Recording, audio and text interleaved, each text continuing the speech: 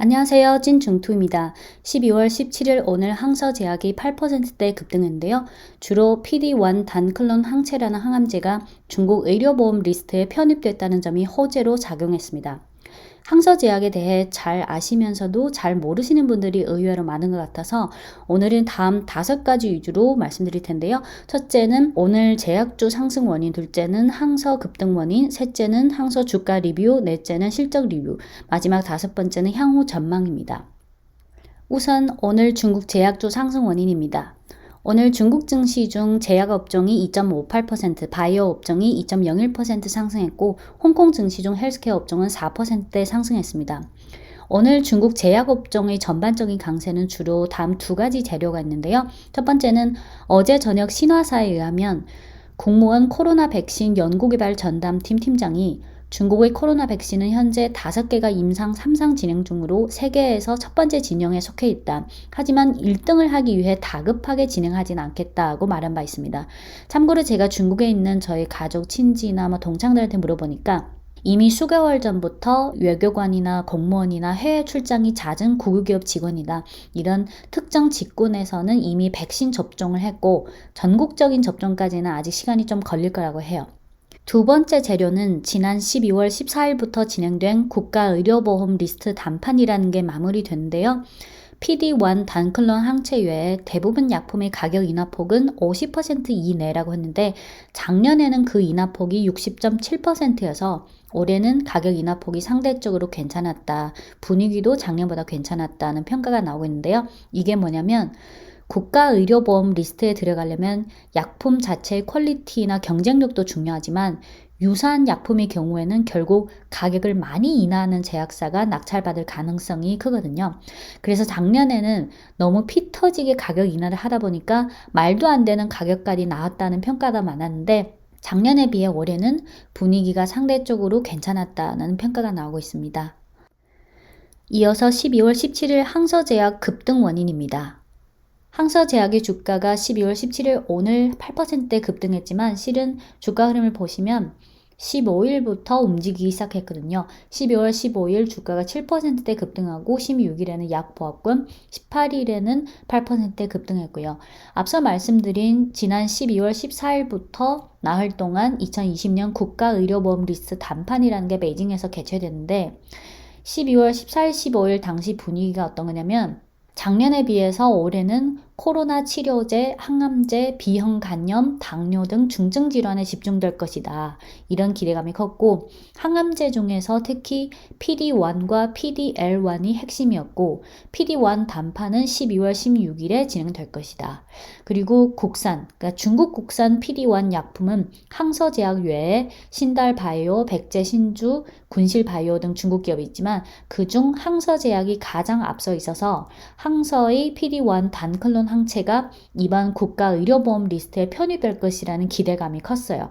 이것이 12월 15일 7% 급등한 이유고요. 12월 17일 오늘 급등한 것은 이 PD-1 단클론 항체의 그 의료보험 목록 적용 여부 단판은 12월 16일 어제 진행됐다고 하는데요. 오늘 결과가 나왔는데 항서제약의 PD-1 4가지 적응증 항암제 약품이 모두 이번 의료보험 목록에 편입됐다는 호재가 나왔기 때문입니다. 제가 아까부터 계속 PD-1 단클론 항체라는 전문 용어를 쓰고 있는데요. 항서제약이라는 종목을 알려면 이 몇 가지 전문 용어는 반드시 알고 들어가야 됩니다.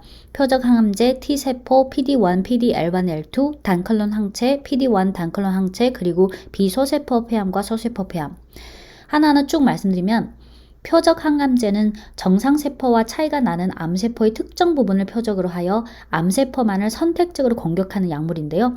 세포 표면에 작용하는 단클론 항체 계열 약물과 세포 내부에 작용하는 소분자 화합물 계열 약물이 있습니다. T세포는 체내의 이물로 세포를 죽이며 B세포와 같이 항체를 만드는 면역에 관련된 림프구인데요. 흉선에서 유래하는 림프구를 T세포라고 하고 골수에서 유래하는 림프구를 B세포라고 합니다. PD-1, PD-L1, L2는 PD-1은 활성화된 T세포의 표면에 있는 단백질이고 PD-L1, L2는 암세포의 표면이나 조혈세포에 있는 단백질인데요. PD-L1, L2가 T세포의 표면에 있는 단백질인 PD-1과 결합하면 T세포는 암세포를 공격하지 못합니다. 단클론 항체는 단 하나의 항원 결정기에만 항체 반응을 하는 순수한 항체이고 항암제에 이 항체를 결합하여 사용하면 정상적인 세포는 손상하지 않고 치료하는 효과를 거둘 수 있습니다. 그래서 PD-1 단클론 항체라는 것은 면역 항암제의 일종으로 PD-1 수용체에 달라붙어서 PD-1L1으로의 통로를 차단함으로써 생물체의 항종양 면역력을 회복해주는 효능이 있습니다.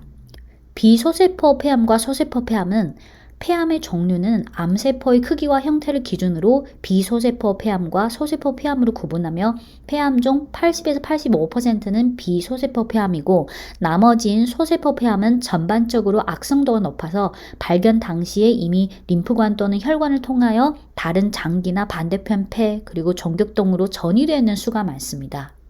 이 PD-1 단클론 항체라는 면역 항암제는 이론적으로 다양한 암에 다 적용할 수 있지만 실제로 임상을 할 때는 각종 적응증을 하나하나 임상을 해서 허가를 받아야 돼요. 항서제약이 개발한 PD-1 단클론 항체는 주로 4개 적응증, 호지킨 림프종, 식도암, 폐암, 간암 이 4개 적응증이 있는데요. 하나하나 말씀드리면 호지킨 림프종용은 작년 7월에 이미 시판이 됐고 식도암 2차 치료제용은 올해 6월에 이미 시판됐고 식도암 1차 치료제용은 내년 초에 시판 신청하게 되면 빠르면 내년 말에 시판될 가능성이 높습니다. 폐암용 PD-1 중 비소세포 폐암용은 이미 올해 6월에 시판됐고 소세포 폐암용은 내년 초에 시판 신청 들어가면 마찬가지로 빠르면 내년 말에 시판될 가능성이 높을 것으로 보입니다. 간암용은 올해 3월에 이미 시판 허가를 받았습니다. 다시 한번 정리하면 4개 적응증 중에 호지킨 림프종용은 작년 7월부터 시판, 간암용 2차 치료제는 올해 3월부터 시판, 식도암 2차 치료제용은 올해 6월부터 시판, 비소세포 폐암용도 올해 6월부터 시판, 식도암 1차 치료제용과 소세포 폐암용은 빠르면 내년 말에 시판될 가능성이 높다. 그래서 서두에서 말씀드린 항서제약의 PD-1 단클론 항체가 국가의료보험 리스트에 편입됐다라는 것은 이미 시판되고 있는 호치킨 림프종 3차 치료제, 간암 2차 치료제, 비소세포 폐암 1차 치료제, 그리고 식도암 2차 치료제 이 4가지가 모두 국가의료보험 리스트에 편입됐다는 것입니다. 제1재경이라는 현지 언론에 의하면 기자가 항서제약 IR 부서에 전화해서 확인해 봤는데 항서 측은 아직 정식 통보를 못 받았고 추후 공시를 기준으로 하세요라고 답장했다고 해요. 방금 확인해 보니까 아직 관련 공시는 안 나왔는데 현지 기사에서는 이미 기정사실처럼 다 보도하고 있습니다. 보통 제약사들은 국가의료보험 목록에 들어가기 위해 약가 인하로 치열한 경쟁을 하는데요. 이번에 항서제약이 국가의료보험 목록에 들어가기 위해 가격을 80%나 인하했는데 80%라는 인하폭이 아주 크게 느껴질 수 있겠지만 그 대신 일단 국가의료보험 목록에 들어가서 시장을 선점해 버리게 된다면 얘기가 달라지겠죠. 80% 인하되면 가격이 기존의 300만 원대에서 60만 원대로 확 떨어지는데요.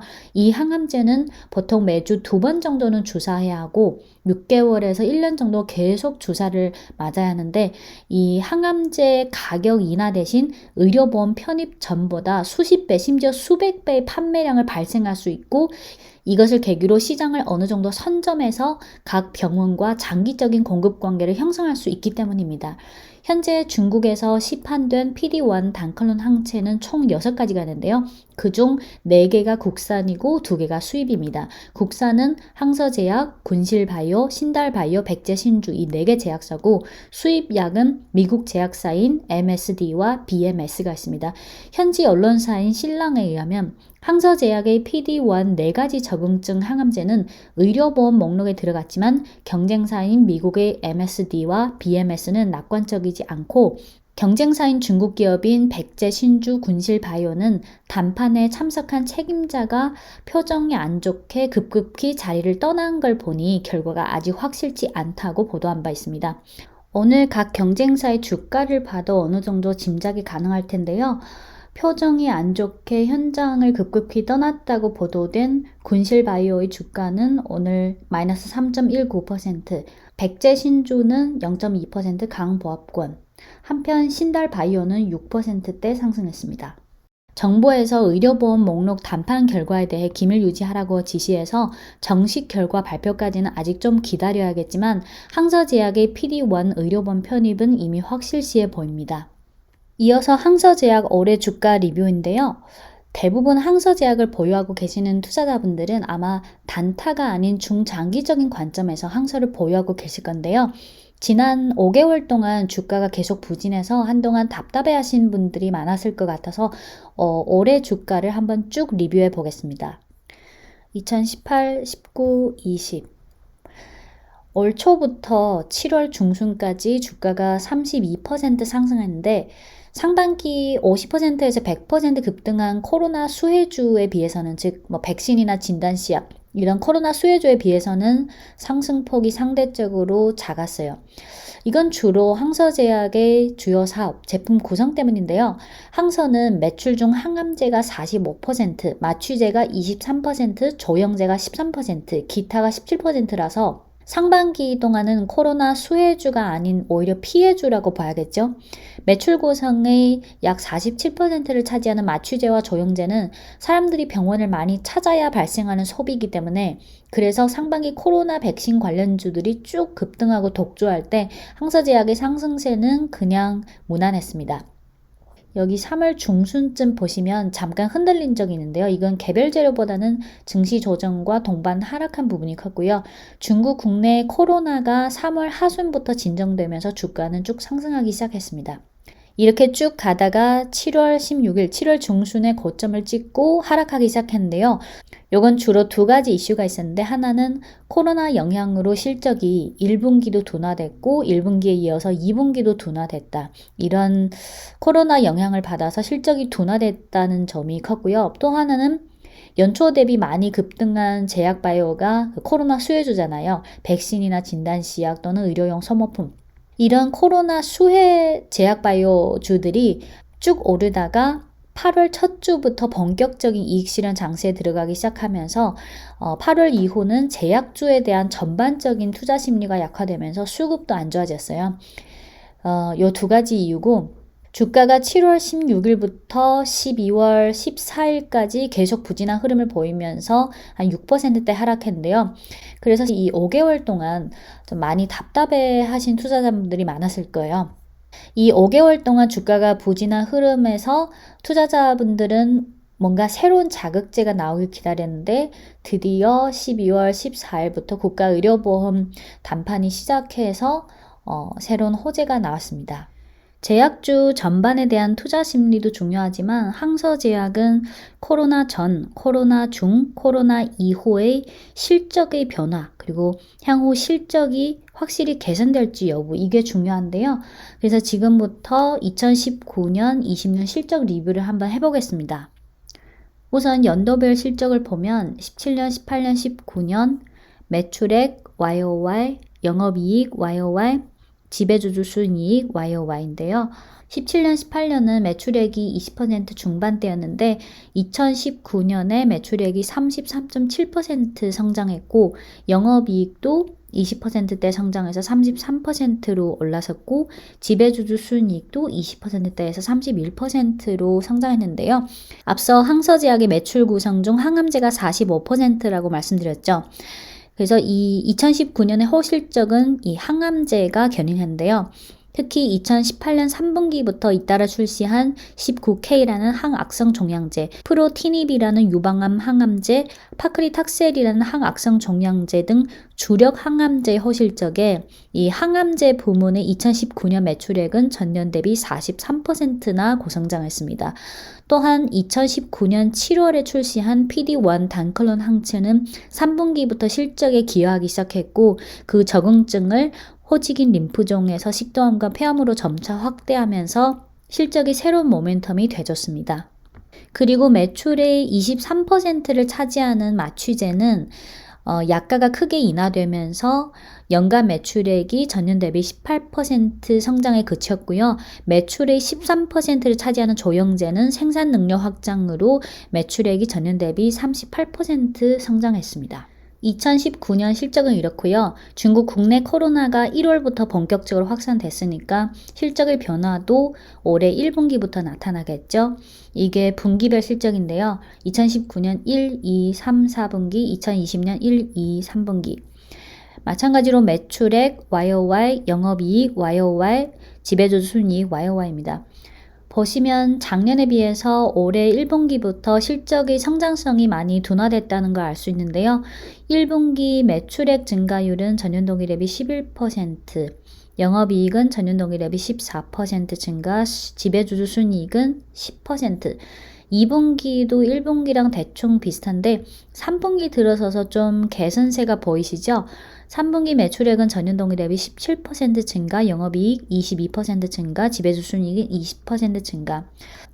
아직 2019년처럼 코로나 전 수준까지는 아직 회복하지 못했지만 올해 가장 안 좋은 상반기에 비해서는 3분기 실적이 좀 개선되는 추세를 보이고 있죠. 항암제 같은 경우는 암 환자들이 반드시 꾸준히 사용해야 되는 약품이라서 그나마 괜찮지만 매출의 23%를 차지하는 마취제나 매출의 13%를 차지하는 조영제 같은 경우는 아무래도 사람들이 예전처럼 꾸준히 병원을 많이 찾아줘야 계속 발생할 수 있는 그런 매출이기 때문에 아직은 작년처럼 이제 코로나 발생하기 전까지 그런 정상 수준까지 완전 회복하기에는 시일이 걸리겠지만 올해 1, 2, 3분기의 실적의 이런 변화만 봐도 이제 4분기는 3분기보다 더 좋아질 수 있고 더 나아가서 내년에는 올해보다 확실히 실적이 개선될 거라는 이런 기대감을 가질 수 있습니다. 요거는 중국 현지 실적 컨센서스인데요. 즉 중국 현지 증권사 중 항서제약을 커버하는 증권사들이 제시한 실적 전망인데 17년, 18년, 19, 20, 21, 22년 마찬가지로 매출액 YOY, 지배주주 순이익 YOY, EPS, ROE, ROA, PE 보시면 2020년 매출액 전망치는 23% 증가, 지배주주 순이익은 22% 증가, EPS는 1.23yuan, ROE 21, ROA 18, PE 85. 2021년 컨센서스는 매출액은 2020년보다 좀 올라갔죠. 증가율이 27%, 지배주주 순이익도 28%로 올라갔고 EPS도 올라갔고 ROE, ROA, PE 2022년도 계속해서 20%대 성장을 유지할 것으로 컨센서스가 나왔습니다. 요건 중국 현지 증권사에서 제시한 목표 주가 리스트가 쫙 나온 건데요. 12월 들어서서 대여섯 개 증권사에서 목표 주가를 제시했는데 12월 17일 종가가 105.18yuan인데 지금 제시된 목표 주가 범위가 110에서 126yuan 정도 되죠. 끝으로 항서제약 향후 전망에 대해 한번 고민해 보면 올해는 코로나라는 특수 상황이 닥쳐서 실적 성장성이 떨어질 수밖에 없는 상황이지만 중장기적으로 보면 항서제약의 실적은 여전히 매출의 45%를 차지하는 항암제가 견인할 것이고 이 항암제 실적은 기존 항암제 그리고 PD-1 단클론 항체라는 이 신규 항암제가 동반 견인할 텐데 기존 항암제는 앞서 말씀드렸던 19K라는 항악성 종양제, 프로티닙이라는 유방암 항암제, 파클리탁셀이라는 항악성 종양제 등이 주력 역할을 할 것이고 새로운 실적 모멘텀은 바로 앞서 말씀드렸던 PD-1 단클론 항체라는 면역 항암제가 할 텐데 이번 국가의료보험 리스트 편입을 계기로 판매량 확대 및 매출 증대가 기대됩니다.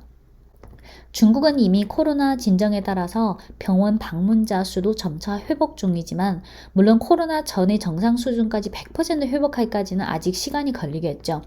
하지만 분기별 실적의 변화에서도 느낄 수 있다시피 이 매출의 47%를 차지하는 마취제와 조영제 이 부분의 실적에 대해서는 크게는 기대하지 않지만 적어도 이제 3분기에 이어서 4분기는 더 개선되고 내년 1분기, 2분기 점진적으로 개선될 것이라는 기대감은 가질 수 있습니다. 그래서 역시 핵심은 매출의 45%를 차지하는 항암제, 특히 중장기적으로 이 PD-1 단컬론 항체의 실적 모멘텀이 가장 핵심이라고 봅니다. 리스크 요인으로는 역시 코로나 요인을 배제하기가 어렵겠죠. 중국 국내 코로나 상황은 이미 잘 진정되는 양상을 보이고 있지만 혹시라도 재확산될 경우에 투자 심리나 자금 수급상 다시 코로나 수혜주로 흘러가면 항서제약과 같은 이런 정통 제약주 같은 경우는 또 선호도가 더 떨어질 수 있겠죠. 이 리스크는 어쩔 수 없이 염두에 둬야 할 것입니다.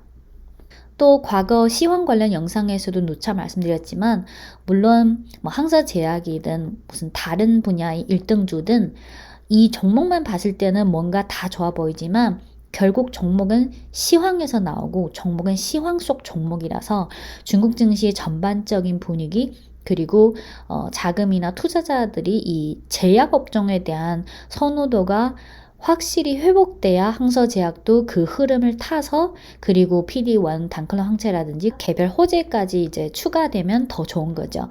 앞서 말씀드렸던 올해 상반기는 제약바이오 헬스케어 중에서 가장 급등한 게 백신이나 진단시약이나 의료용 소모품이나 이런 코로나 수혜 관련 제약바이오 분야인데 하반기에 들어서서 특히 8월 첫 주부터는 제약주들이 전반적으로 이익 실현이 나오면서 조정을 보이기 시작했는데 이 조정세가 오늘의 이런 제약업종이나 항서제약의 하루 급등으로 방향성이 전환되거나 아직은 그것까지 판단하기에는 시기상조고요.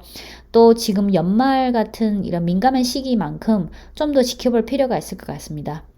오늘 장 마감 후에 항서제약 새로운 공시가 하나 나왔는데요.